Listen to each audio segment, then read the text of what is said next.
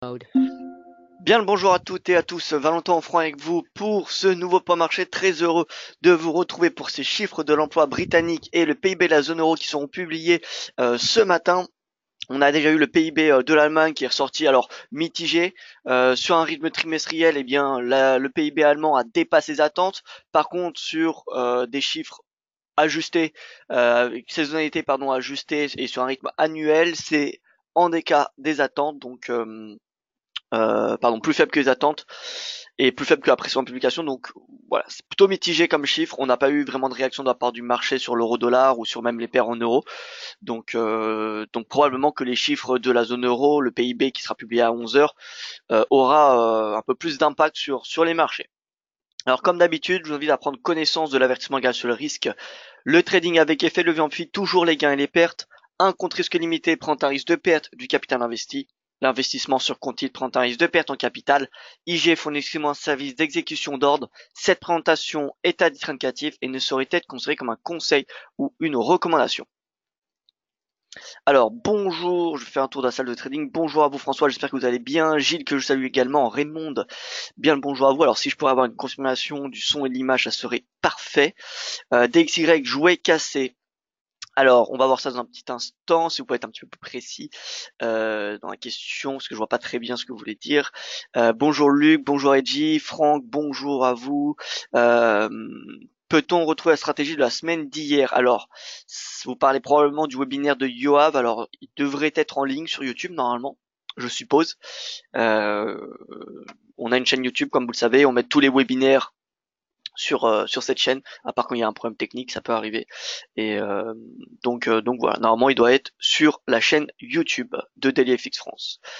Bonjour Antin, l'or peut-il aller plus bas que 1180? Alors on va voir ça ça c'est vraiment une très belle question parce que on est sur un niveau de timing, c'est vrai qui est compliqué. On, on ne sait pas trop si le point bas a été fait sur les paires, enfin sur les actifs cotés face au dollar. En fait, globalement, est-ce que le dollar a fait son point haut? C'est un peu la question qui se pose et que c'est vraiment très compliqué à y répondre. Donc on va essayer de trouver des indications, essayer d'y voir un peu plus clair, mais c'est vrai que c'est assez mitigé, hein. Quand on regarde ceux qui sont sur Twitter, c'est vrai que c'est qui tout double, hein. Il y en a soit qui croient que le point bas n'a pas été fait, il y en a d'autres qui sont là et qui disent haut et fort, qui payent à 1190, 1200. Donc voilà, c'est vrai que ça devient très intéressant le cours de l'or, à savoir si est-ce que on a fait le point bas. Voilà, merci pour ces confirmations de son. Bonjour à vous Stéphane, alors on va passer rapidement au briefing d'actualité comme d'habitude. Pas grand chose de nouveau sur les marchés, on peut peut-être retenir qu'on a une petite amélioration de l'appétit pour le risque, hein. On a donc la Banque centrale turque qui a adopté des mesures pour soutenir la stabilité financière et les marchés.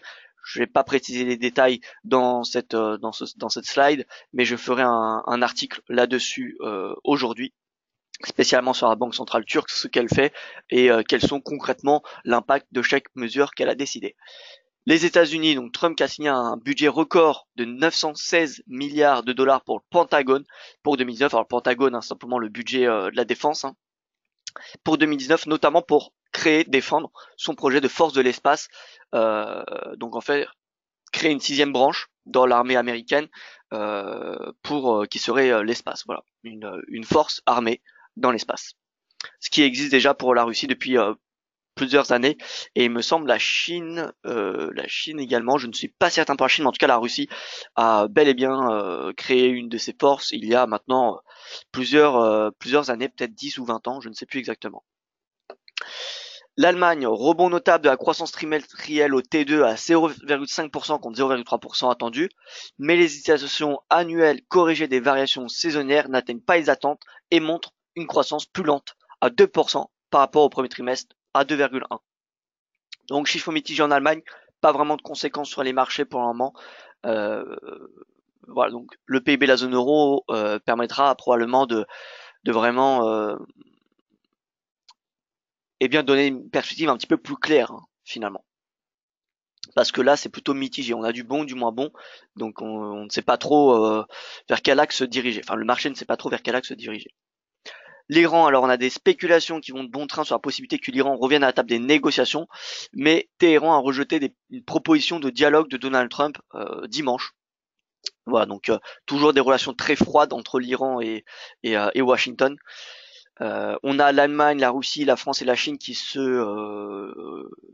rencontreront prochainement. On n'a pas de date, mais prochainement pour faire un sommet hein, sur l'Iran. Voilà, donc c'est peut-être la prochain événement majeur à retenir, même si on ne connaît pas la date, ça pourrait être avoir un impact sur les marchés.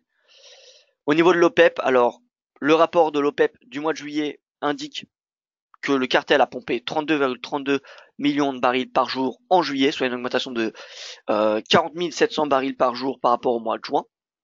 Le rapport mensuel a par ailleurs légèrement révisé à la baisse son estimation de croissance de la demande mondiale de pétrole pour 2018 et pour 2019. Donc, ajouter à cela guerre commerciale. Guerre commerciale, ça veut dire c'est synonyme de réduction de la demande de matières premières, notamment de pétrole, plus révision à la baisse de l'OPEP, des attentes pardon de la demande, des perspectives de demande pardon de l'OPEP, eh bien on a finalement un beau cocktail pour une baisse du pétrole et ce qui justifie finalement la baisse et ce qui pourrait même être encore plus finalement baissier hein, ce cours du pétrole si on regarde toutes les matières premières j'ai pas fait de statistiques là-dessus mais par rapport au début d'année il y a peut-être on va dire 90% des matières premières qui sont en baisse. Finalement, il y a que le pétrole qui se maintient. Et qui se maintient et qui même progresse. Le pétrole, c'est vraiment l'exception pour un moment, qui a été boosté eh bien par toutes les incertitudes au premier semestre, mais qui, peu à peu, on a un peu l'impression que ça devient plutôt des menaces, plutôt que des facteurs haussiers pour le pétrole. Donc voilà, c'est affaire à suivre. Mais personnellement, le pétrole, je ne serais pas surpris si prochainement, eh bien, baril brut et Brent dépassent tous les deux leur moyenne mobile à 200 jours. Voici les chiffres de la séance américaine, pardon, c'est pas vendredi soir, c'était hier soir, et asiatique, donc ce matin. Marché action hier clôturé dans le rouge, hein. Dow Jones, S&P, Nasdaq, ouais, que les Nasdaq ont limité, enfin les Vertec ont limité leur perte par rapport au Dow Jones qui a perdu 0,50%. Le Dixie, on va dire c'est stabilisé, on peut pas parler le Dixie d'une chute, hein, moins 0,06, 0,6 après une hausse de 0,80 pour le DXY, c'est beaucoup. Hein. Rappelez-vous, le DXY c'est un indice, des hausses de 0,80%, c'est pas souvent. C'est généralement après une décision des taux de la Fed ou vous voyez vraiment des facteurs majeurs. Donc on a eu plus 0,80% hier, pardon vendredi, jeudi on a eu plus 0,60, donc c'est normal qu'on a une prise de bénéfice sur le dollar. Ça ne veut pas dire qu'on a un renversement. Et pour le rendement du 10 ans, eh bien vous voyez, on a le rendement de 10 ans gagné 2 points de base. Il a rebondi de 2,87 à 2,89. Comme vous savez, il y a cette résistance à 3% sur le rendement du 10 ans américain. Tant qu'on n'a pas de franchissement des 3%, on n'aura pas d'envolée du dollar. Même si on peut parler aujourd'hui d'une remontée du dollar quand même assez importante. Ce que je veux dire par là, c'est que si on a le rendement du 10 ans américain qui dépasse les 3%, là, dans ce cas-là, on aura très probablement un dollar qui va s'envoler jusqu'à 100 points, voire même beaucoup plus haut. Voilà, donc je dirais que la résistance des 3% est particulièrement importante pour les marchés, hein. Surtout qu'elle n'a pas été vraiment dépassée. Alors on a une petite escale au-dessus lors du premier trimestre. On a eu quelques séances où le rendement a dépassé les 3%, il est même venu chercher les 3,10. Mais voilà, globalement cette zone de résistance, 3, 3,10, c'est les plus hauts de 2 ans. Ce matin, on a le yen qui est en baisse, donc vous voyez, on a un léger regain d'appétit pour le risque, ce qui est normal, encore une fois, le yen a beaucoup progressé ces dernières séances, donc c'est normal qu'il y ait des prises de bénéfices, surtout qu'on a pas mal de paires en yen qui sont sur support, notamment l'USD yen à 110, le gold plus 0,30, forcément baisse du dollar ce matin, hausse du gold, le Nikkei qui est en hausse, qui profite de la baisse du yen, et le Hang Seng qui est dans le rouge. Alors au niveau du calendrier économique, on va aller directement sur le site étant donné qu'il y a quand même pas mal d'informations à retenir.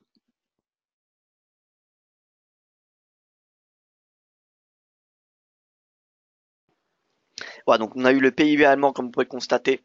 Donc saisonnalité ajustée 2% contre 2,3 lors du précédent trimestre. Sur un rythme trimestriel 0,5 contre 0,3. Donc, ouais, c'est positif. L'IPC allemand à 2% comme prévu, comme la précédente publication. 10h30, nous aurons les chiffres de l'emploi britannique, avec notamment le taux de chômage qui est attendu à 4,2%, donc inchangé. Également, revenu moyen, bonus compris, et revenu hebdomadaire exclu bonus. Donc ces deux informations seront assez importantes. Si c'est au-dessus de l'inflation, c'est important de regarder ces hausses de salaire par rapport à l'inflation. Parce que forcément, si l'inflation est plus élevée que la croissance des salaires, on aura une perte du pouvoir d'achat. C'est ce qui se passe notamment aux États-Unis depuis maintenant quelques mois. Oui, on a une très bonne croissance des salaires, mais les salaires sont croient dorénavant plus lentement que l'inflation.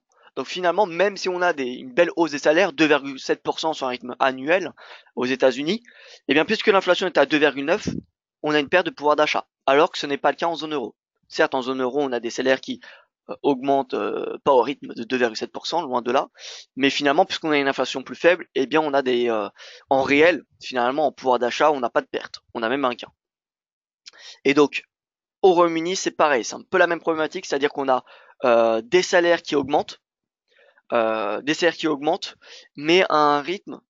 Alors, il me semble que ça varie ces derniers mois, ça varie entre positif et négatif, mais voilà, donc ça sera surveillé par rapport à l'inflation. Est-ce qu'on aura une hausse réelle des salaires, c'est-à-dire en enlevant l'inflation, ou est-ce qu'on aura finalement une perte du pouvoir d'achat? Parce que si on a une croissance de salaire négative par rapport à l'inflation, si on retient l'inflation dedans, bien finalement perte du pouvoir d'achat, perte de la consommation égale ralentissement de l'inflation. Donc finalement, qui dit ralentissement de l'inflation dit perspective baissière perspective baissière, non, perspective plutôt dovish pour la BOE et donc baisse de la livre sterling. Mis à part à 10h30 les chiffres de l'emploi britannique, à 11h, comme vous pouvez constater, nous aurons le PIB de la zone euro, PIB prévisionnel. Donc vous savez que le prévisionnel a pas mal d'impact parce que finalement c'est la première publication. C'est la première publication. Donc entre le prévisionnel et le final, c'est bien évidemment le prévisionnel qui a le plus d'impact. Enfin généralement, à part si le final varie énormément par rapport au prévisionnel, mais c'est rarement le cas. Donc le prévisionnel tendu à 2,1%, ce qui est plutôt pas mal pour le PIB de la zone euro, 2,1%. Et dans le même temps, nous aurons l'indice ZOO allemand. L'indice ZOO allemand, avec la situation actuelle et le sentiment économique qui seront à surveiller. Voilà, on regarde rapidement ce matin. Vous voyez, on a globalement les devises qui étaient baissières hier qui sont haussières et les devises qui étaient haussières hier qui sont baissières. À part la UD. Vous voyez que la UD est toujours finalement l'une des devises qui baisse la plus. Hier, la UD était en baisse. Ce matin, la UD est l'une des devises les plus baissières. Alors par rapport au dollar, il se maintient, mais si vous regardez par rapport aux autres devises, eh bien, il suffit de regarder la UD-CAD. Vous voyez, la UD-CAD, c'est en baisse. Alors que le yen, pareil, c'est plutôt une devise haussière. Ce matin, on a une prise de bénéfice, mais vous voyez bien que l'AUD, c'est finalement l'une des devises qu'on retrouve le plus souvent à la baisse. Donc c'est pour ça que l'AUD, c'est une devise qui m'intéresse vraiment, vraiment pas mal. Intéressant votre article sur le VIX hier sur DailyFix. Quel indice serait les plus impactés par une forte augmentation du VIX? Il est proche de 15. Merci Stéphane. Déjà, c'est vrai que j'ai écrit un article assez, je dirais pas long, mais qui récapitule vraiment ma vision du marché pour finalement pour les prochaines semaines. Cet article, voilà, je vous invite à le lire. S'il n'y en a que un que vous devez lire pour, on va dire les 2-3 prochains mois, c'est celui-ci. Enfin, un article de moi. Après, voilà, vous faites. Bien évidemment, vous pouvez lire autant d'articles que vous le souhaitez, mais s'il n'y avait qu'un seul article que vous devez lire pour connaître ma vision, ce que je surveille des marchés pour les prochains mois, ça serait celui-ci avec le VIX. Le VIX parce que c'est général. Voilà, on récapitule en fait finalement toutes les sources de volatilité qui sont vraiment de plus en plus nombreuses. Alors que le titre, ça peut paraître assez choc, mais c'est vraiment voilà contenu. C'est pas des titres chocs, mais c'est vraiment voilà, j'ai pas l'habitude d'utiliser ces titres, 4 facteurs très réels qui pourraient provoquer une envolée de la volatilité sur le marché financier, mais c'est vrai que voilà, ce que je cite dans cet article, ce que j'explique, c'est vraiment des sources d'incertitude qui ont réellement des chances de voilà, je ne dis pas provoquer un crack, mais vraiment de créer un nouveau moins 10%, un peu à l'image du flash crash finalement, qu'on a connu en début d'année. Voilà, donc je vous invite à lire cet article. Et donc pour répondre à votre question, Stéphane, quel indice serait le plus impacté par une augmentation du VIX? Alors déjà, il faut savoir que le VIX, c'est la volatilité du S&P 500. D'accord? C'est pas la volatilité des marchés actions. Le VIX, c'est la volatilité des marchés du S&P 500. Et donc, quels seraient les indices les plus impactés par une augmentation du VIX? Eh bien, forcément, les marchés actions des pays émergents, tout d'abord. Ensuite, les marchés actions des marchés développés autres que US, c'est-à-dire zone euro, Japon, enfin zone euro, même Europe hein, plutôt, que ce soit la Suisse, que ce soit la Grande-Bretagne, que ce soit la zone euro, la Pologne, peu importe. Voilà. Donc en fait, dans un premier temps, les marchés actions des pays émergents. Dans un second temps, avec une plus faible amplitude, nous aurons les marchés actions des pays développés autres que US, et ensuite, bien évidemment, les marchés US qui sont pour le moment les plus résistants, mais qui pourraient finalement afficher les plus grosses pertes, étant donné que c'est les plus, ils sont énormément valorisés. C'est vrai que les niveaux de valorisation sont quand même assez conséquents aux US sur les marchés actions américains. Donc, s'il y a un sell-off, ça pourrait être majeur sur les marchés actions américains. Mais là, je vous ai un petit peu classé finalement l'amplitude de baisse que je prévois la plus importante. Donc, 1, marché actions des pays émergents. 2, marché actions des pays développés exclus US. Et 3, marché actions US. Est-ce que je travaille demain, nous dit Luc? Eh bien oui, je travaille demain. Demain, ce n'est pas un jour férié au Royaume-Uni. Donc oui, je serai présent pour comme d'habitude. Voilà. Rubis et pétrole, quel impact? Alors, on va voir ça dans un petit instant. C'est vrai que, alors Rubis, si vous parlez du rouble, parce que Rubis, hein, je suppose que vous parlez du rouble, très intéressant ce rouble. Très très intéressant. Alors je viens de voir que ma plateforme de trading vient de se fermer, donc je vais la réouvrir.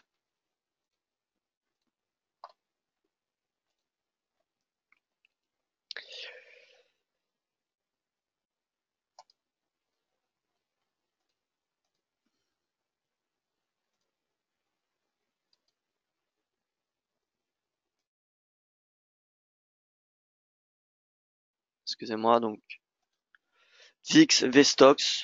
C'est vrai que oui, il y a beaucoup de VIX, il y a différents VIX, il y a le VIX DAX, il y a le VSTOXX. Maintenant, voilà, le plus tradé, c'est le VIX.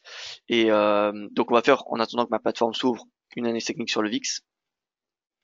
Voici l'état du VIX. Donc comme je vous l'ai dit hier, VIX à 15, alors qu'on a, pour ceux qui liront l'article, mais je vais récapituler, on a les tensions entre Washington et l'Iran, des tensions entre Washington et Moscou, des tensions entre Washington et la Turquie, plus, sans oublier, la guerre commerciale.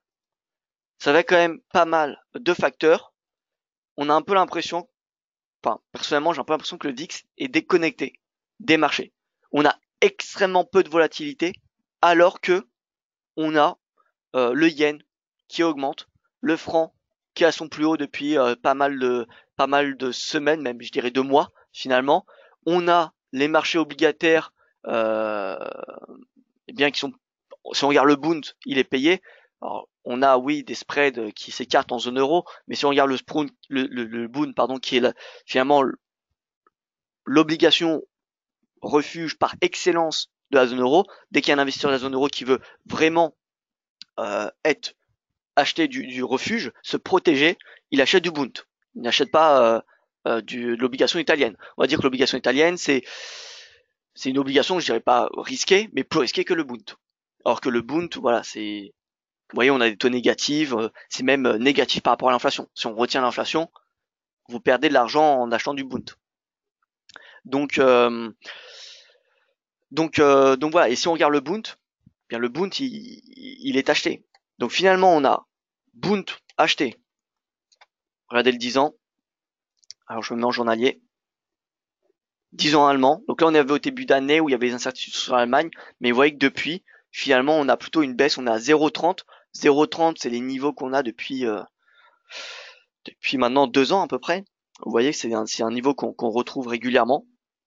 Donc voilà, alors que tous les autres, à part le français qui arrive à se stabiliser, eh bien tous les autres sont on va dire sont en hausse parce que, enfin en zone euro, je parle bien, parce qu'on a des incertitudes en Italie, comme vous le savez.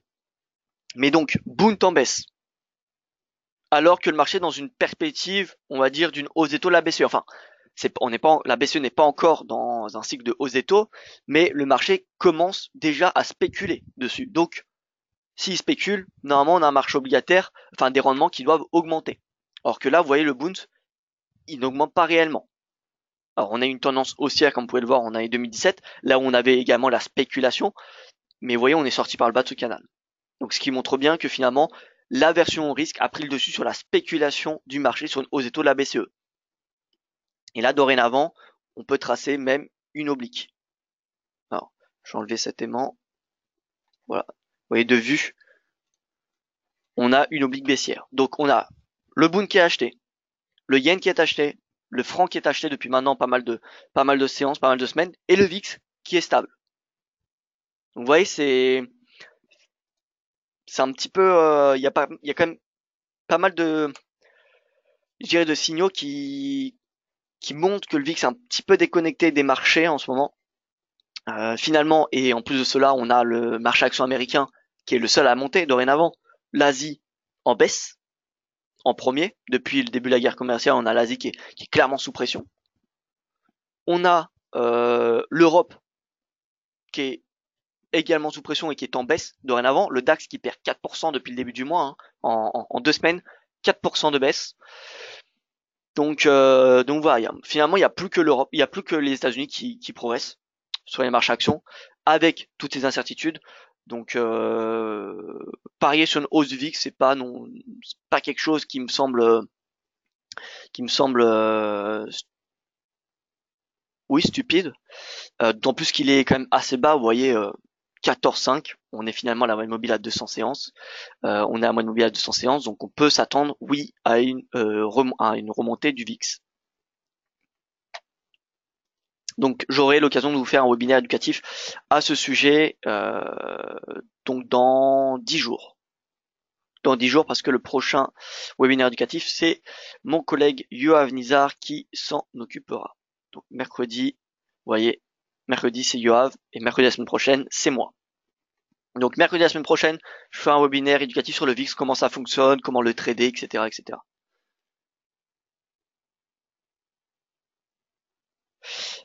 Alors, je vais passer sur le rouble rapidement. Rouble, donc, pourquoi le rouble est intéressant, entre guillemets. Je veux dire, que la volatilité est encore loin d'être finie, simplement parce que euh, Poutine a indiqué qu'il ne donnerait pas les sanctions, enfin, il n'indiquerait pas les sanctions, enfin, il n'a pas pris même de décision sur les sanctions que la Russie prendra contre les États-Unis, étant donné que les États-Unis, je vous rappelle, a indiqué la semaine dernière qu'elle appliquera une seconde vague de sanctions, euh, étant donné que la Russie aurait empoisonné, vous savez, un agent au Royaume-Uni. Donc on a une première vague des sanctions américaines qui était tombée, il me semble, en mars ou avril de cette année, et la deuxième vague qui a été annoncée la semaine dernière pour le 24 août. Et donc la Russie réagit en disant qu'elle allait, elle aussi, eh bien finalement adopter des mesures réciproques envers les États-Unis, mais la Russie n'a pas indiqué quel produit allait être ciblé. Donc on a encore un peu de suspense sur le rouble. USD, RUB.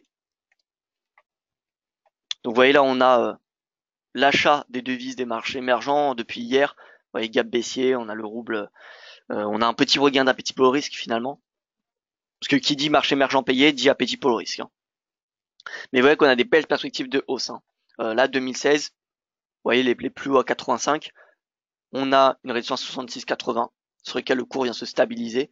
Donc c'est possible hein, qu'on ait cherché des plus hauts si on a une escalade des tensions entre Moscou et les États-Unis. D'ailleurs, bon, je vous invite encore une fois à lire mon article parce que tout est dedans.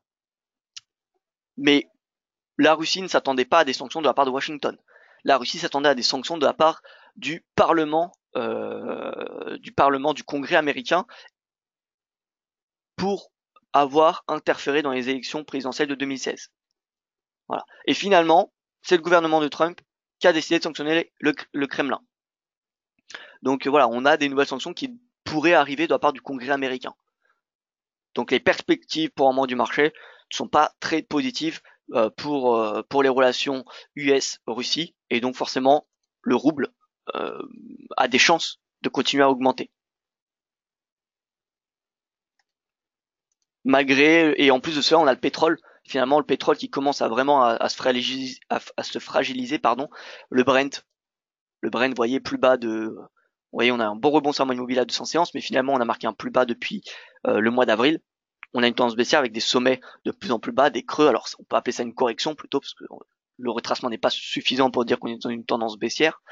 Mais voilà, on voit bien que le pétrole est sous pression depuis le début de l'été. Et donc forcément, ça impacte le rouble. Si vous regardez le RUB USD, si on le superpose avec le Brent UK Oil, on va se mettre sur 5 ans. Vous voyez qu'on a une corrélation totalement positive. Le pétrole qui est ici en bleu, et le rouble qui est, vous voyez, impacté par les sanctions économiques de la zone euro et également, enfin, de l'Union européenne, des États-Unis et encore et plus récemment, vous voyez, depuis les nouvelles sanctions. Ça, donc, à mon avis, c'était donc avril, vous voyez, début avril, les sanctions américaines contre la Russie. Et là, la nouvelle annonce des États-Unis comme quoi il y aurait une deuxième vague de sanctions. Donc, vous voyez, on a bien une baisse du rouble face au dollar. Et vu que, vous voyez, si on anticipe une baisse du pétrole, alors pas une baisse aussi conséquente, hein, je dis pas hein, qu'il y aura un moins 50% sur les cours de pétrole, mais même un moins 10, ce sera pas un facteur de hausse pour le rouble. Donc finalement, les perspectives sont assez négatives pour oui, le rouble à court et moyen terme.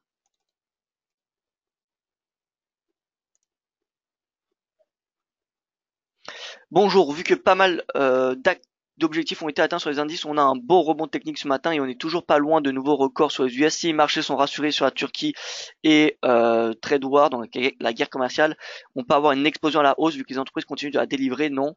Pouvez-vous rappeler votre méthode 4 heures avec le RSI? Peut-on ajouter les points de Bollinger par exemple? Alors,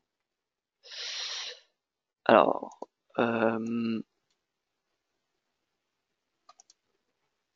pour évaluer la volatilité. Alors oui, les bandes de Bollinger permettent de mesurer la volatilité, enfin, permettent de donner une indication sur l'état de la volatilité. Vous n'aurez pas la volatilité en termes de valeur, mais vous aurez une idée si la volatilité diminue ou si la volatilité augmente. Les bandes de Bollinger permettent cela. Voilà, donc la question c'est, vu que les indices, vu qu'on a un beau rebond technique sur les indices ce matin, et on est toujours pas loin des records sur les US, si les marchés sont rassurés sur la Turquie et la guerre commerciale, on peut avoir une explosion à la hausse vu que les entreprises continuent à délivrer. Non. Oui, c'est totalement vrai. Maintenant, est-ce que d'un point de vue de la guerre commerciale, il y aura une résolution prochainement? Est-ce qu'au niveau de la Turquie, il y aura une résolution? La Russie également, l'Iran. Vous voyez, il y a quand même pas mal de facteurs qui mettent des gros points d'interrogation sur la progression des marchés à actions. Voilà, alors je vais passer au concret. Je vais passer au concret avec l'euro-dollar, etc. Voilà, toutes les paires majeures. Donc l'euro-dollar, on a un petit rebond, vous voyez, à 1,1360, à 1,14, et 1,14 qui se maintiennent. Le DXY, on a une toute petite baisse depuis le R2 mensuel, donc finalement prise de bénéfice. Donc on a un support important à 93, ça m'étonnerait qu'on ait cherché ce niveau de prix, mais voilà, on a un niveau de résistance ici, on a un de support pardon 93,50, on a une résistance à 97, puissante résistance à 97, vous voyez on a des volumes, un pic des volumes vers ce niveau de prix, on a le R3 mensuel également, donc il faudra surveiller ce niveau de prix. En tout cas pour le moment la tendance est baissière, je pense que tout le monde est d'accord, le prix est au-dessus de sa moyenne mobile à 20, 50, 100 ou 200 jours. Donc, tant qu'on a une tendance haussière, le mieux c'est d'acheter les corrections. Donc, si on a un retour, par exemple à 95, ça serait une opportunité d'achat. Si on a un retour à la moyenne mobile à 100 séances, à 50 pardon, que vous pouvez voir en vert ici, eh bien, ça serait également une opportunité d'achat. Voilà. Donc, en clair, tant que le DXY n'a pas émis de signaux baissiers majeurs, on ne va pas passer à la vente dessus. Donc, quel est le signal baissier majeur? Eh bien on a déjà l'oblique ici qui vient chercher ces 2 points bas. Alors je vous l'accorde, 2 points bas c'est pas suffisant, mais si on a une question de ces 2 points bas, on verra quand même une baisse du momentum. Si le cours franchit cette moyenne mobile en orange, qui est sa moyenne mobile à 100 périodes et qui n'a pas été dépassée, vous voyez, depuis finalement le début du rebond, eh bien ça serait également un signal baissier. Et enfin, on a également cette oblique. Si on a une cassure de cette oblique, eh bien ce serait également un signal baissier. Vous voyez, on a plusieurs signaux baissiers qui pourraient, enfin des signaux, oui, qui pourraient indiquer une baisse si on a, enfin, oui, qui pourraient indiquer une baisse majeure, pardon.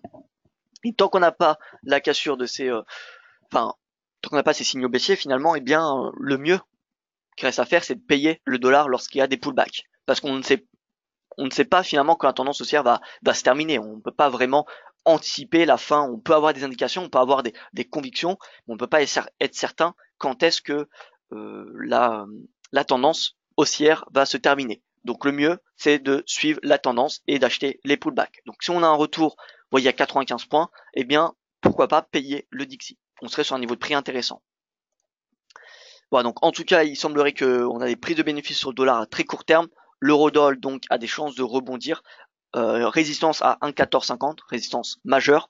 Le GBP, ça va dépendre des chiffres de l'emploi, mais vous voyez que le S2 mensuel tient toujours, on est sur du journalier.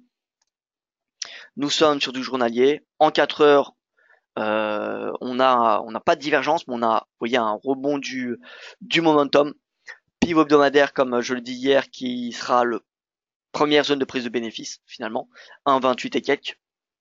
1,28 et quelques. Si on a franchissement de ce pivot, eh bien, ce sera le R1 hebdomadaire qui est également le S1 mensuel qui sera la prochaine résistance.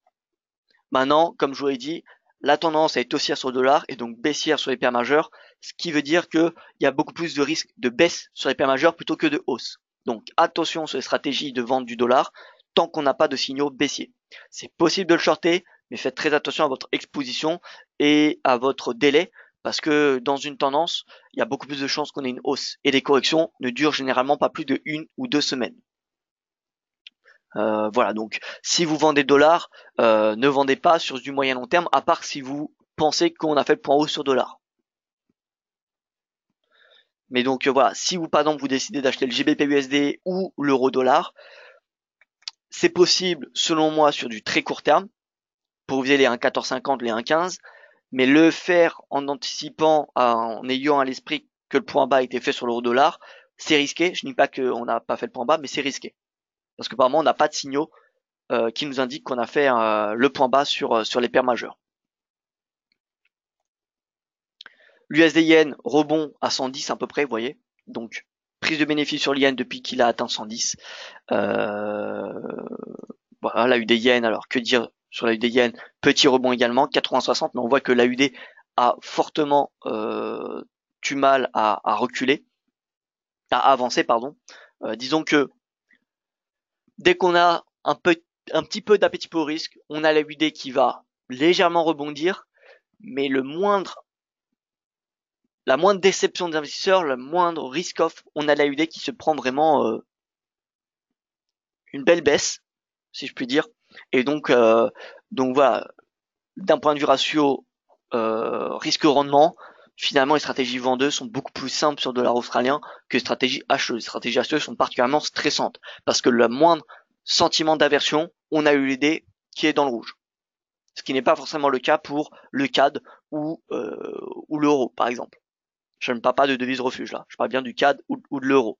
L'euro ou le CAD sont pas forcément dans le rouge lorsqu'il y a la version pour le risque. Par contre, en ce moment, dès qu'on a la version pour le risque, l'AUD et dans un second temps le NZD sont les deux devises où il y a le plus de chances qu'elles soient baissières.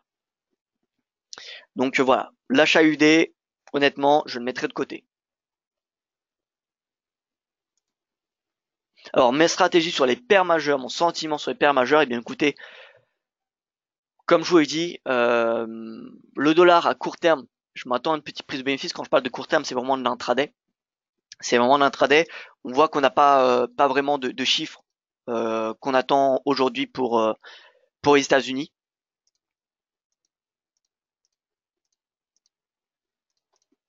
Ouais, donc mardi, indice des prêts d'exportation, indice des prêts d'importation, c'est pas ça qui va non plus influencer le dollar.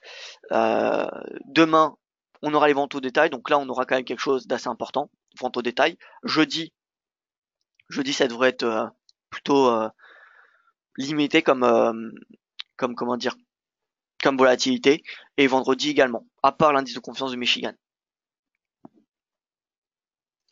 Donc, euh, donc finalement, le dollar aura peut-être une petite prise de bénéfice qui va durer quelques séances, mais finalement, tant que la tendance est haussière, il y a beaucoup plus de risques de shorter le dollar que de le payer. Donc voilà, je pense que c'est possible de payer les paires majeures, l'euro, le GBP, pour ne citer que eux deux, et même le franc finalement, et même le franc face au dollar, mais sur du très court terme.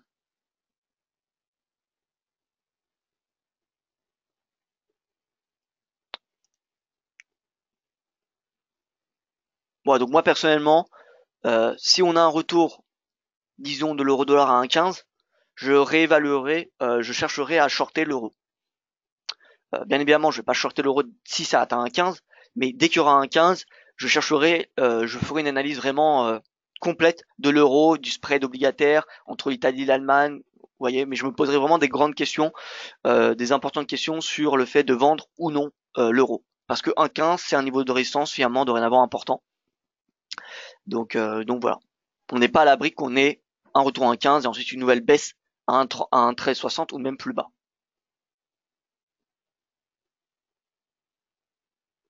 Donc moi, les paires majeures, honnêtement, d'un point de vue swing, je reste neutre à court terme. Enfin, je reste plutôt haussier sur dollar et donc baissier sur les paires majeures. Par contre, à très court terme, je m'attends, voilà, à un rebond des paires, ce qui veut dire une baisse du dollar.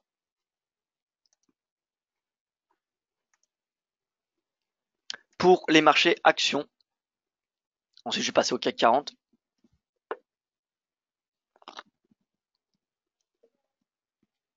Au gold, pardon. Donc le CAC, on a un petit rebond. Euh, on a un petit rebond depuis les 5400 à peu près. Niveau de résistance qui correspond, vous voyez, à la moyenne mobile à 200 périodes. Alors, on va se mettre sur du journalier.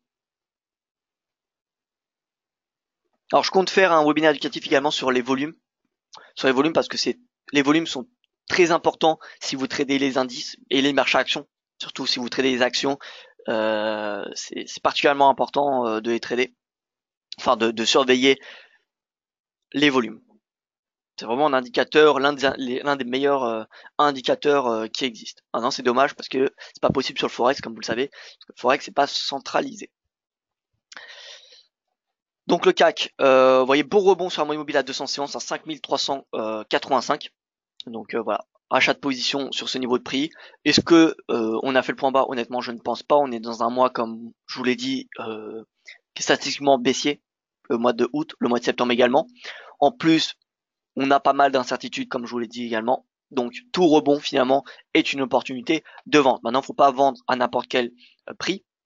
Si on regarde l'Eurostock 50, on a un rebond depuis le bas du triangle, tout comme le DAX. Donc le triangle, pardon, triangle, vous voyez, symétrique. Donc beau rebond depuis 3400. 3400, c'est le niveau de support à ne pas dépasser pour l'Eurostox. Sinon, on vient chercher les plus bas de l'année. On vient chercher les plus bas à 3350 à peu près. Donc là, on a un petit rebond. Tant mieux, j'ai envie de dire. Maintenant, vous voyez, la perspective, elle est assez limitée. On voit que là, on a eu un gap haussier, on a une hausse, et ça fait même pas une heure qu'on a commencé, et on a déjà une correction de cette première bougie. Donc on voit que finalement les acheteurs sont beaucoup plus, comment dire, indécis, finalement, sont moins convaincus que les vendeurs. Là, les chandeliers baissiers sont beaucoup plus importants que les chandeliers haussiers. Vous voyez, les chandeliers haussiers sont extrêmement petits. Donc on a très peu de conviction haussière, même si on a un rebond. De ce fait, je ne donne pas beaucoup de crédibilité au rebond depuis 3400 points. Si on a un retour à 3450, eh bien ce sera un premier niveau intéressant à surveiller. À surveiller si on n'a pas des signaux baissiers pour shorter l'Eurostoxx ou les marchés actions européens. Donc voilà, en intraday, en tout cas on aura ce gap qui sera un niveau de support vers les 3420 en intraday pour l'Eurostoxx 50. La résistance, l'UR2 journalier. Ça m'étonnerait qu'on aille chercher beaucoup plus haut. Comme je vous l'ai dit, le momentum haussier est extrêmement faible. Donc n'allons pas chercher un R3 en journalier, à part si on a un vrai sell-off, à part si on a un vrai, comment dire, une vraie chute des marchés actions.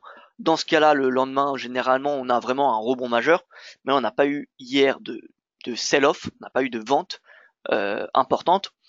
Donc ça m'étonnerait qu'on ait cherché le R3 du jour. Vous voyez, je pense qu'on là on a fait le plus haut journalier, 3435. 3435, je pense que ça se short en intraday et le support c'est les 3420. Pour le DAX, donc même configuration sur l'unité de temps journalière, c'est-à-dire qu'on a le DAX dans un triangle symétrique. On va se mettre sur du 1 heure.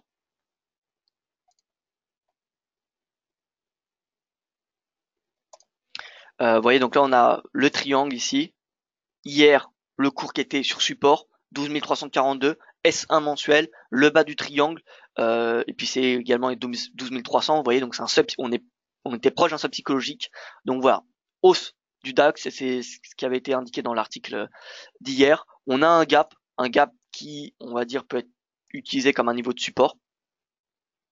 Voilà, donc gap, si je devais le tracer. Donc ici, cette zone attractive à court terme pour payer le DAX, donc aux alentours des 12 400.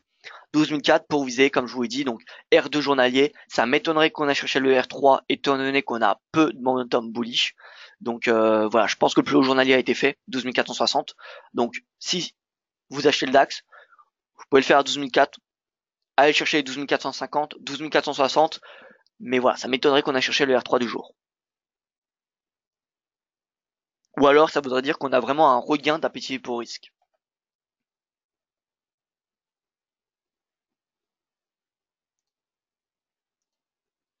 Alors les volumes pour les CFD d'actions sont-ils les mêmes que ceux de la bourse classique ou ceux uniquement des volumes des clients IG? Alors c'est ceux uniquement des clients des volumes IG, hein, Didier, si je me ne trompe pas. Donc c'est ça un petit peu le, comment dire, ce qu'il y aurait à reprocher à cet indicateur. Volume.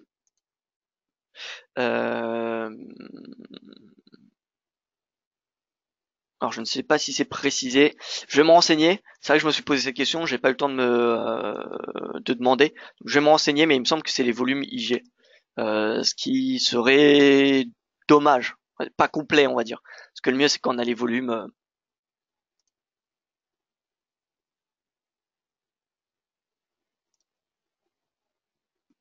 Le mieux c'est d'avoir vraiment des volumes depuis la bourse, hein. Alors non.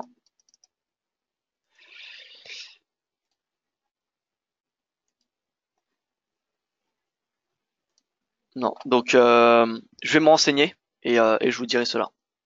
Ça m'étonnerait que ce soit les volumes de la bourse, bien que honnêtement ça serait très appréciable. Du tick. Alors oui on a du tick ici, tick par tick. Alors voilà, honnêtement le tick, moi personnellement j'ai jamais tradé sur le tick et donc c'est vraiment à vous de voir, mais personnellement ça va extrêmement vite, hein. Le tick c'est vraiment pour les scalpers les plus aguerris. Les volumes, il suffit pour les actions d'aller sur Boursorama. Oui, pour les actions, mais pour les indices et il me semble que c'est un peu plus délicat. Je ne sais pas si c'est possible. Et et c'est vrai que c'est dommage qu'on n'ait pas accès au volume vraiment de la bourse finalement sur la plateforme Pro Time. C'est dommage. Je vais me renseigner. Mais je pense pas que ce soit les volumes de la bourse qui soient affichés ici. Mais bon, ça permet globalement d'avoir une indication. Ça permet d'avoir une indication. Le mieux c'est d'avoir finalement les volumes sur les futurs, parce qu'aujourd'hui c'est les futurs qui sont les plus influents sur les marchés. À part sur les marchés actions, les commodities par exemple, faut chercher les volumes des futurs. Donc ça pareil, je vais m'enseigner si c'est les volumes des futurs. Ça serait vraiment très bien que ce soit les volumes des futurs, mais honnêtement pas sûr, hein. Pas sûr. Bref, je passe au gold. Voilà, gold 1194. Alors que faire sur gold? Eh bien c'est un petit peu le même topo finalement que l'euro dollar et le GBP. C'est-à-dire que je m'attends à une petite prise de bénéfice sur le dollar. Donc finalement, donc, vous pourrez avoir un rebond de l'or. Maintenant voilà, tant qu'on n'a pas le dollar qui émet des signaux baissiers conséquents, personnellement je trouve le ratio risque-rendement, enfin je veux dire la chance d'une hausse plutôt limitée par rapport à la possibilité d'une poursuite de la baisse. Spéculer sur le point bas, c'est extrêmement compliqué. Spéculer sur, oui, le point bas, c'est on va dire, je dirais pas que c'est impossible, mais c'est presque de la chance finalement quand on le spécule. Ou alors généralement, ça veut dire qu'on s'est pris plusieurs fois des stops précédemment. Donc moi personnellement, je ne suis pas un adepte de spéculer sur le point bas. Est-ce qu'on a fait le point bas sur l'or, etc. J'aimerais y répondre avec certitude. Maintenant, voilà, on a tous des convictions. Honnêtement, en moi, je me dis que oui. Je me dis que oui, on a fait un point bas, mais je reste focalisé sur l'analyse technique. Et pour moi, l'analyse technique, elle est haussière sur le dollar. Donc je ne vais pas vous conseiller d'acheter l'or alors que le dollar est haussier. Vous voyez. Voilà. Et en plus avec un puissant momentum haussier. Si on regarde le DXY, encore une fois, on avait un momentum, un RSI au-dessus de 70. Donc oui, ça veut dire suracheter, mais ça veut en même temps dire momentum extrêmement bullish. Regardez la dernière fois, on avait le momentum à 70. Si vous aviez vendu parce que le RSI était passé de 70, eh bien vous auriez mangé votre stop. Donc c'est pas forcément la meilleure stratégie de shorter un actif dès qu'il arrive dans sa zone d'excès. Voilà, donc pour cette raison, je vais pas spéculer sur le point bas de l'or. Je pense qu'il va avoir une phase de respiration. Pourquoi? Parce que finalement l'euro est sur support, le GBP est sur support, le gold est sur support, donc vous voyez que ça fait quand même beaucoup. Je pense qu'on va avoir, oui, un rachat de position, on va avoir une vente un petit peu de dollars, des prises de bénéfices.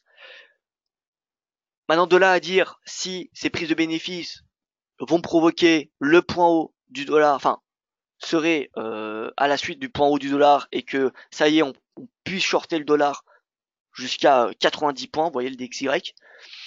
Honnêtement, je trouve, d'un point de vue probabilité, d'un point de vue statistique, je trouve que on prend beaucoup plus de risques à spéculer sur le point haut du dollar plutôt que se mettre dans le sens de la tendance.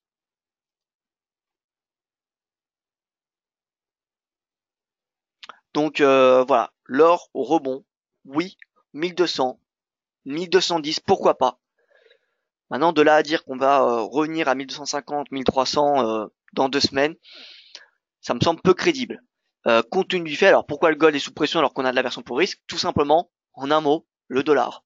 Dollar. Probabilité d'une hausse des taux de la Fed qui sont en augmentation, enfin les probabilités qui sont en augmentation, et donc dollar, le gold qui est sous pression. C'est pas dû au gold en lui-même, parce que si on regarde l'argent, c'est pareil. L'argent qui est un métal précieux et industriel, il est sous pression. Il est sous pression également. Donc c'est bien le dollar qui fait pression sur les métaux précieux et qui donc ne remplissent pas leur rôle d'aversion pour le risque. Parce qu'on le voit, le yen qui est en hausse, le marché obligataire qui est en hausse, le franc suisse qui est en hausse, alors que le gold est en baisse. Eh bien c'est simplement parce que le dollar est acheté dans ce contexte de hausse des taux de la Fed. Le marché attend toujours 3 hausses des taux de la Fed en 2019. Hein. On est déjà en train d'intégrer cette information. Et elle a plutôt intérêt finalement cette Fed à remonter ses taux parce qu'on voit on a une belle croissance des États-Unis, on a une inflation core qui est au-dessus de 2%. Donc finalement, pourquoi ne pas augmenter les taux? Pourquoi ne pas augmenter les taux? Vous voyez, il n'y a pas vraiment de raison. Donc tant qu'on aura une croissance élevée, une inflation au-dessus de 2%, la Fed augmentera ses taux directeurs pour ensuite avoir une marge. Finalement, si demain il y a un crack, eh bien elle pourra les rebaisser pour stimuler l'économie des États-Unis. Donc la Fed a tout intérêt à continuer d'augmenter ses taux, peut-être à un rythme plus élevé, en tout cas elle continuera à le faire tant que la croissance est bonne, l'emploi est faible et surtout que l'inflation est en moyenne à 2%, l'inflation core. Voilà, donc tant que l'inflation core sera chaque mois au-dessus de 2%, le marché devrait continuer à payer du dollar. Peu importe si la probabilité est de 90% pour 2 hausses des taux de la Fed cette année, si elle est à 90% pour cette année, pour deux autres des taux, c'est-à-dire septembre et décembre, eh bien le marché va finalement commencer à pricer pour 2019. C'est que, je pense, lorsqu'il y aura une inflation core qui va repasser sous 2%, que là, commencera à avoir des incertitudes sur le dollar, et donc qu'on aura un rebond, qu'on pourra anticiper à un point haut du dollar. Mais pour moi, l'inflation elle est très bien orientée, elle est toujours au-dessus de 2% l'inflation core. Donc honnêtement, il n'y a pas de raison, je dirais, de shorter le dollar. Même si on avait techniquement, il y a quelques semaines, des beaux signaux baissiers avec notamment une grosse divergence. 1150 pour le gold, peut-être un point bas ou probablement pas. Alors ça c'est pareil, honnêtement. 1150, oui, même 1200, honnêtement, j'ai envie de croire que les 1190 actuellement, euh, c'est un point bas. Honnêtement, voilà, j'ai au fond une petite conviction comme quoi on est fait le point bas. Mais encore une fois, techniquement, on n'a pas encore de signaux haussiers, mis à part une divergence sur l'or. Mais une divergence, c'est pas suffisant. C'est pas parce qu'on a une divergence qu'on va payer l'or. Vous voyez. Donc on a toujours un momentum baissier. Prochain niveau de support, c'est 1180. Vous voyez, c'est ce plus bas. Et ensuite, vous voyez, 1120. Donc finalement, là, on a peut-être fait le point bas aujourd'hui. Peut-être que ce sera 1150, peut-être que ce sera 1120. En tout cas, on est sur un niveau de prix attractif sur du moyen long terme. Ça, c'est sûr. C'est sûr. Si vous regardez en hebdomadaire,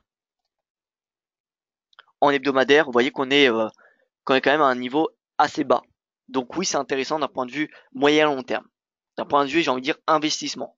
Mais d'un point de vue trading, spéculation, on n'a pas encore les signaux bullish nécessaires pour passer à l'achat. Je le répète. Faut bien comprendre qu'en ce moment, sur les marchés, on a l'aversion pour le risque, due aux incertitudes, et la Fed. Et tout cela, c'est haussier pour le dollar, et donc toutes les autres devises, l'euro, le GBP, dans une plus importante mesure, le NZD, l'AUD, les devises des marchés émergents, tout cela, c'est baissier s'il y a le dollar qui est en hausse. Dollar, c'est vraiment, faut le voir comme le leader, c'est vraiment le leader des marchés. Dollar qui est en hausse, ça fait pression sur l'or, ça fait pression sur les devises, sur les autres devises, l'euro, le GBP, le NZD, l'AUD, le CAD, le peso mexicain, peu importe. Pour les volumes sur le DAX CFD, je vais jeter un coup d'œil de temps en temps sur le futur DAX sur Eurex si ça peut aider. Donc voilà, je vais vous envoyer le lien que Didier a envoyé si vous souhaitez les volumes complets du DAX. Alors voilà. Donc Didier qui me dit les volumes sont dans le bouton statistique. Mais écoutez, merci à vous Didier pour ce lien.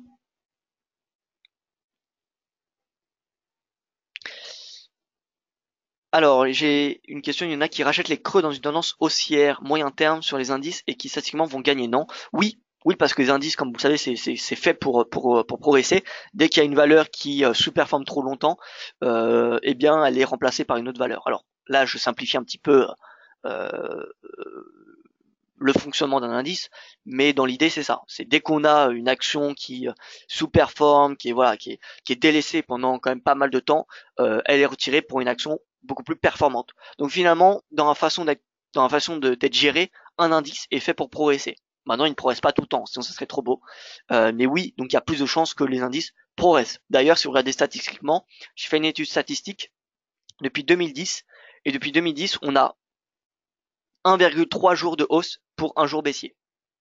1,3 jours de hausse pour un jour baissier. Donc vous voyez que statistiquement, on a plus souvent une hausse qu'une baisse sur les marchés actions. Alors ça, c'est statistique, pardon, c'est sur le S&P 500. Voilà, donc je pense avoir répondu à toutes vos questions.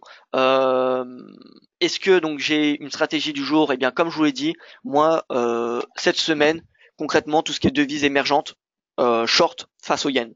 Donc, BLR, JPY. BLR, JPY. BRL, pardon. BRL. Donc c'est le réal brésilien. BRL yen. On short jusqu'au plus bas, vers 27,45. Le roub yen. Alors je ne sais pas si ça existe. Roub yen. Ouais, roub yen. Pas de données. Parfait. Alors roub yen. Non. Donc on va mettre USD roub finalement. USD roub. Hein. USD roub, ça s'achète hein, à court terme 25,56. 65, pardon, 52. Vous voyez, c'était le S3 mensuel. S3 mensuel, niveau de support dorénavant. On a également le peso mexicain, mais bon, le peso mexicain, on a les négociations de la LENA. Voilà, on va rester quand même prudent, mais bon, ça se vend également le peso mexicain. MXN yen.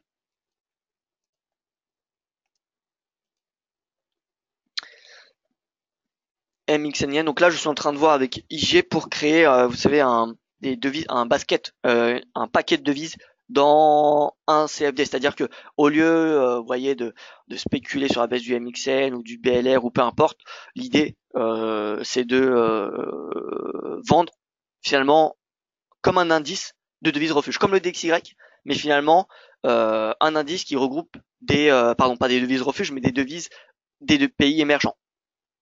Parce que finalement, c'est l'idée que ça m'a donné la Turquie. La Turquie, le problème de ce qui se passe en Turquie, c'est que ça crée finalement des incertitudes sur l'ensemble des pays émergents. Donc, si vous regardez toutes les devises des pays émergents, le tsar, le MXN, le BLR, le rouble, le CNH, peu importe, beaucoup, enfin, toutes les devises des pays émergents sont sous pression. Donc l'idée, c'est au lieu de spéculer sur BLR ou le MXN ou le rouble ou peu importe, eh bien, ce serait de créer justement un indice finalement de devises des pays émergents. En tout cas, c'est ce que j'aimerais bien qu'on ait ça. Donc voilà, je vais proposer et on verra. Rouble Yen, il faut se fabriquer soi-même sa paire croisée avec deux paires comme Rouble USD et USD Yen. Également Didier. C'est vrai, Didier, c'est le cas. Donc voilà, c'est pour ça que j'aimerais bien qu'il y ait un indice tradable pour voilà vendre finalement d'un coup les devises des pays émergents. Ça serait vraiment excellent finalement. Ça serait très utile. Donc voilà, finalement, devises pays émergents face au yen à vendre, et également face au dollar, donc le tsar USD, le tsar yen. Tsar yen, il me semble qu'on n'a pas. Ouais, c'est dommage. Donc USD tsar, achat. D'ailleurs, l'USD tsar hier qui a perdu 10% en une séance, ce qui est énorme. Enfin, qui a perdu 10% en intraday. Ensuite, qui a corrigé, vous voyez ici. 10% de grosse mèche. Donc là, l'USD tsar, vous voyez, on a un regain d'appétit pour le risque ce matin. Donc toutes les devises émergentes sont en hausse face au dollar à court terme. Mais voilà, finalement, encore une fois, si vous vendez les devises des pays émergents, c'est que vous anticipez une poursuite des incertitudes sur la Turquie, sur la Russie, etc., sur finalement la politique américaine. C'est la politique américaine, la politique de Donald Trump qui finalement pénalise ces pays émergents. Donc si vous pensez que Donald Trump va garder cette politique, bien finalement les pays émergents devraient continuer à être sous pression et donc l'USD rouble ou l'USD peu importe, l'USD face à une devise émergente, eh bien devrait être haussière. D'ailleurs vous voyez, depuis le début de l'année, USD tsar haussier, USD rouble depuis le début de l'année haussier, USD BRL, alors plutôt BRL USD, il me semble. Non, USD BRL. Voilà, USD BRL, depuis le début de l'année, c'est haussier. Vous voyez, donc tous les devises émergentes sont sous pression. Donc je ne vais pas passer sur la livre turque face au dollar, parce que vous la connaissez, la tendance est clairement haussière. Mais donc voilà, si vous pensez que la guerre commerciale et que les tensions politiques, géopolitiques finalement vont continuer à dominer les marchés, eh bien les marchés émergents sont des excellents marchés à shorter. Voilà donc pour ce point de marché. Alors bonjour Michel, il y a une tête-épaule valide en hebdo qui donne un objectif 1,06. L'avez-vous vu? Peut-être une cassure. Alors sur quel actif vous voulez parler? D'ailleurs en parlant d'épaule tête-épaule, on a l'euro CHF en hebdo. J'avais écrit un article là-dessus. Épaule, tête, épaule. Clôture soit ligne de coup, donc la validation. Objectif théorique baissé jusqu'à 1,10. Objectif théorique baissé jusqu'à 1,10 pour l'euro CHF. Ça y est, c'est validé. Et donc, l'euro-dollar, nous dit Michel, qui a une épaule tête épaule hebdo, qui a un objectif à 1,06. Alors, voyons cela. Épaule, tête, épaule. Bravo. Donc l'épaule, la tête, l'épaule. Cassure. On prend la hauteur. Qu'on reporte. 1,06. Écoutez, bien vu. Bien vu l'épaule tête épaule. D'ailleurs, vous voyez, si on doit se mettre sur de l'hebdo, là on a un gros niveau, les 1,1450. On voit que c'est la résistance finalement pendant plus de 2 ans, 2015-2017. Mi-2017, breakout, pullback. Et là, si on passe en dessous, bien on a une perspective baissière finalement jusqu'à 1,05. Je dis pas qu'on va chercher les 1,05, mais finalement on passe de l'autre côté du canal. On passe de l'autre côté du canal. Et là, on a une belle divergence baissière On a un RSI qui est à 31. Vous voyez, on a un puissant momentum baissier sur l'euro. Donc là, acheter l'euro en anticipant que c'est un point bas, ouais, sur l'hebdomadaire, ça fait un peu peur. Ça fait un peu peur d'acheter l'euro vu cette tendance. Et vu l'analyse technique, épaule tête épaule, on passe sous les 14,50, ouais, que ça fait quand même beaucoup de facteurs qui sont baissiers. Alors là, par contre, à court terme, on voit que on a le prix qui trouve un support à la moyenne mobile à 200 semaines. Vous voyez, petit rebond sur la moyenne mobile à 200 semaines. Donc voilà, à surveiller. Mais si on a une cassure en dessous de la moyenne mobile à 200 semaines, pareil, ça sera un autre signal baissier. Donc oui, objectif théorique baissier jusqu'à 1,06 et comme je viens de vous le dire, si on a une clôture sous la moyenne mobile à 200 semaines, je vois pas quel support pourrait faire rebondir l'euro finalement. Ça serait un important signal baissier. En plus d'un 14,50 et en plus de l'épaule tête, de la ligne de coup de l'épaule tête épaule. Donc voilà, écoutez, merci à vous pour votre attention. Ça fait 1 heure que nous sommes ensemble. Encore une fois, j'ai dépassé le temps prévu initialement. Excusez-moi pour ce long webinaire. En tout cas, j'espère que ça vous sera utile. Je vous remercie en tout cas pour votre attention. Je vous souhaite une excellente journée. Je vous dis à demain matin pour mon prochain webinaire dans lequel j'essaierai d'être un petit peu plus rapide, un peu plus concis. C'est vrai que je prends beaucoup de temps à expliquer, mais en même temps, il y a beaucoup de questions, donc ça me fait plaisir. Et donc voilà, écoutez, encore une fois, merci pour votre attention et je vous dis à demain matin pour mon prochain point de marché.